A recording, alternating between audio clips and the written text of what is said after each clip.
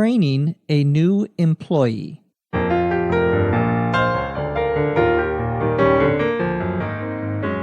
This podcast is going to be about someone training a new worker or a new employee. Let's go.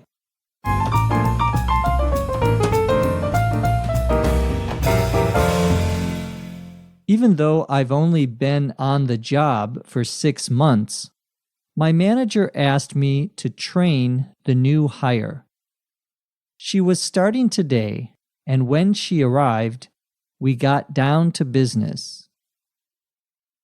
So, the first thing I'll do is give you a rundown of the duties of the job.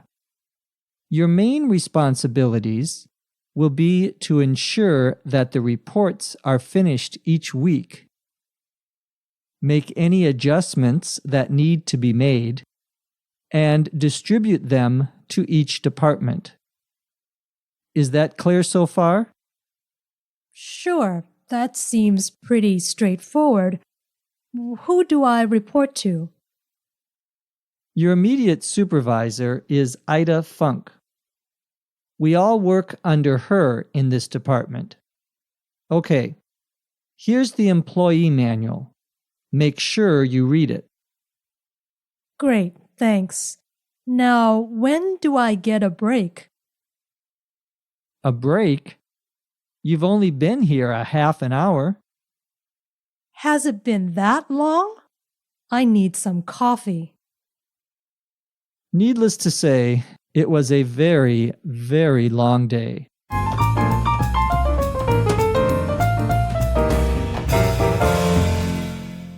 Our dialogue today is about a worker, an employee, and an employee, of course, is just someone who works for someone else. One of the employees in this company is training a new employee. And the story begins by him saying that he has only been on the job for 6 months, even though I've only been on the job for 6 months.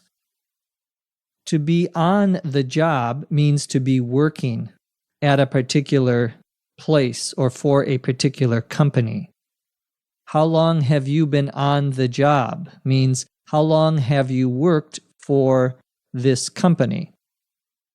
And the person here is saying, even though I've only been on the job for 6 months, which would be the same as despite the fact that I have only been on the job, my manager asked me to train a new hire. So in the first part of the sentence, he's saying, well, I have only been here for a short time, for 6 months, but my boss still wants me to do training, even though I don't have very much experience myself. To train someone, T-R-A-I-N, of course, means to tell them what to do, to show them how they are to do their job. And so when you get a new job, you often go through a week or two, or maybe a month or two of training, where someone gives you instruction, teaches you how to do a specific job. A hire, H-I-R-E, is a employee, a person who was hired by the company. So in the story here, when we hear about the new hire, we mean the new person who is now working for the company, the new person who just got a job at the company. Well, this person was starting today, and when she arrived, the narrator, Akira, says, we got down to business. To get down to business, that expression means to start working, to begin doing what you are supposed to do. We can use this expression in business, but we can also use it in other places, such as in school. A teacher might say to her students, you too get down to business. Let's start working. Let's get down to business. Means start doing what you're supposed to do. This is something I have a great difficulty doing, especially on Monday morning. It's hard to get down to business. I want to go on the internet. I want to look at the news. Well, you know, that's what you're doing right now, some of you, by listening to ESL Podcast. Well, Akira says the first thing that he's going to give this new employee is a rundown of the duties of the job. Basically, what he is saying here is that he's going to explain to the new employee what that person, what that worker has to do in her job. To give someone a rundown, and that's two words, R-U-N-D-O-W-N, to give someone a rundown of something or a rundown on something means to explain to them what happened, to give them information that they need to know. For example, yesterday I went to a meeting that you were not able to go to. Let me give you a rundown of the meeting. I'm going to tell you what happened at that meeting. The duties, D-U-T-I-E-S, of a job are what you have to do. They're your responsibilities, the things or the tasks that you have to do for a job. So Akira says, well, let me tell you what you have to do for this new job. Remember, he's training in a new employee. He says your main responsibilities, the main duties, when we say main here, M-A-I-N, we mean the most important, the principal responsibilities, the responsibilities that are most important. Your main responsibilities, he says, will be to ensure that the reports are finished each week. To ensure, E-N-S-U-R-E, means to make sure, to verify, to confirm, to be responsible for something. I need to ensure that I have a car tomorrow morning to take my boss to the airport. Means I have to take care of that. It's my responsibility. There's another word that sounds the same, almost the same as ensure, and that's insure, I-N-S-U-R-E. In fact, they normally would be pronounced the same, but they're spelled differently, and they mean different things. To insure, I-N-S-U-R-E, means to get insurance for something. Usually, you pay a company money, and the company promises that if something bad happens, they will pay you money to fix it. For example, on your car, you can have car insurance. So if you have an accident, you're sleeping and you run into a tree, if you have car insurance, the insurance company will pay you to fix the car. That's the verb to insure, I-N-S-U-R-E. To ensure, E-N-S-U-R-E, means to make sure, to take responsibility for something.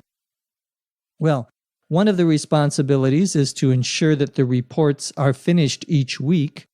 Another one is to make any adjustments that need to be made. An adjustment, A-D-J-U-S-T-M-E-N-T, an adjustment is a change. Usually when you have to correct something or fix something. I need to make some adjustments in the amount of money that I said we were going to make this year. I have to make some changes in that.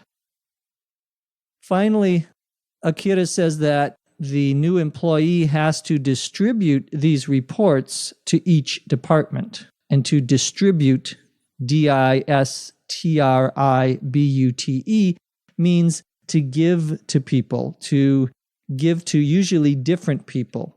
We use that verb to distribute when we are talking about a piece of information, a report, a letter that goes to several different people.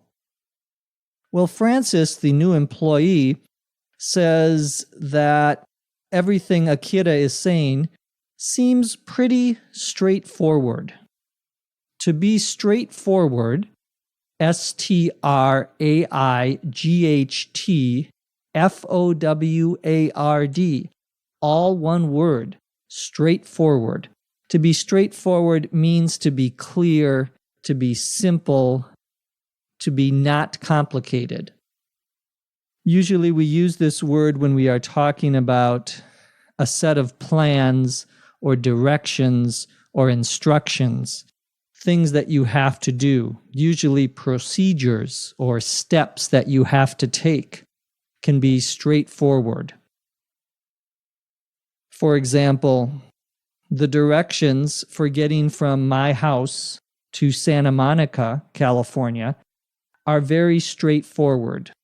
You drive up Centinela Avenue, you take a left on Santa Monica Boulevard, you drive 1 mile, and you are in Santa Monica, California. It's a city here in Los Angeles. Well, that's straightforward. It's simple, it's clear, it's plain. Notice that Francis says that seems pretty straightforward. Pretty here means very. Remember, you can say something is pretty as an adjective, means it's beautiful, but when you use it as an adverb, it means very. So that seems pretty straightforward. That seems very straightforward. Francis says, who do I report to? Meaning, who do I talk to about what I should do? Who is my boss? Notice she says, who do I report to? Technically, you probably will read in a grammar book that the correct way is, whom do I report to, or to whom do I report? However, in both conversation and in writing now in English, many people just say who and not whom. It's quite common, probably more common. In fact, if you say, whom do I report to, some people might think you are trying to impress them, to show off, to show that you know grammar better than they do. In actual conversation, it's very common for people just to say who, even though the grammatical form, the traditional form is whom. Well, Akira says that Francis should report to Ida Funk, the name of her immediate supervisor. Well, a supervisor, you probably know, supervisor, all one word. A supervisor is a boss, is someone who is in charge of or is responsible for usually a group of people.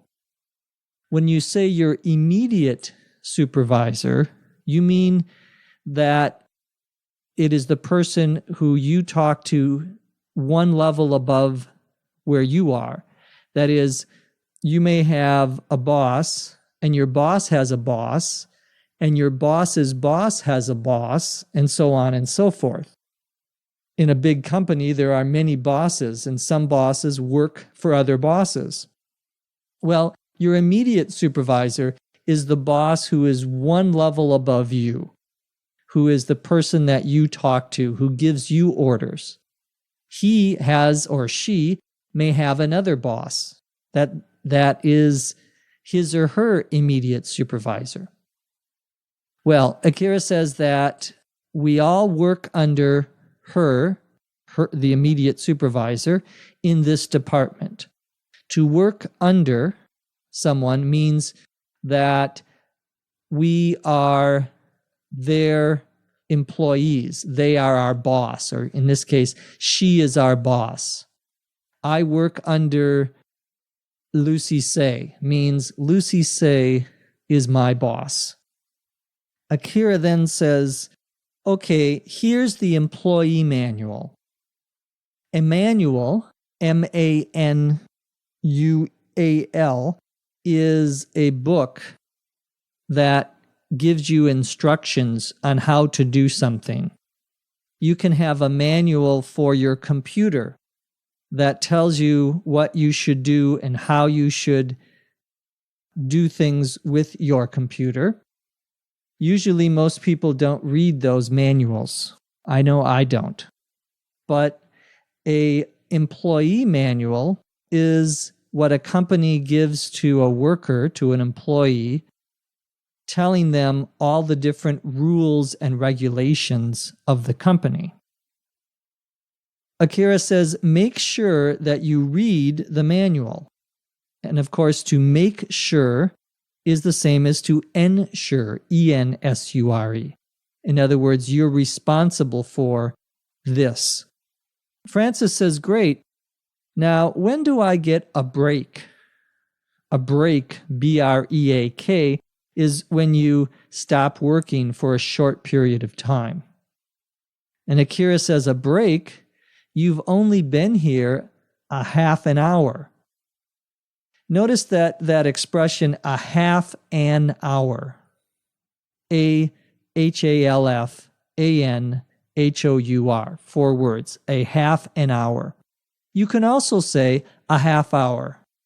Sometimes people will say a half hour with no an in between. Sometimes they'll say a half an hour. They mean the same thing. Francis says, has it been that long? I need some coffee. Of course, Akira is not very happy that this new worker, this new employee, wants to take a break after only a half an hour. And so he says, needless to say, it was a very, very long day. That expression, needless, N-E-E-D-L-E-S-S, to say, needless to say means obviously it was a very long day. I don't need to tell you that it was a very long day. Needless to say. And we use that expression when we are going to tell someone something that should be obvious to them, that they should already know because it is obvious, it is clear from the situation. Well, now let's listen to the dialogue, this time at a native rate of speech.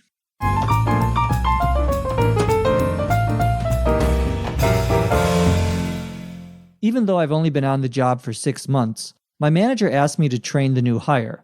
She was starting today, and when she arrived, we got down to business. So, the first thing I'll do is give you a rundown of the duties of the job. Your main responsibilities will be to ensure that the reports are finished each week, make any adjustments that need to be made, and distribute them to each department. Is that clear so far? Sure, that seems pretty straightforward. Who do I report to?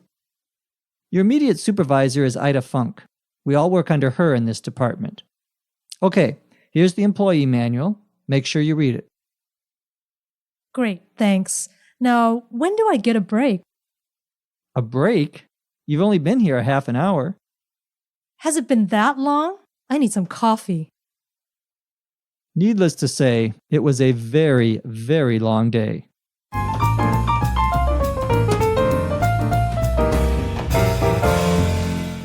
The script for today's podcast was written by my immediate supervisor, Dr. Lucy Say, the person I work under.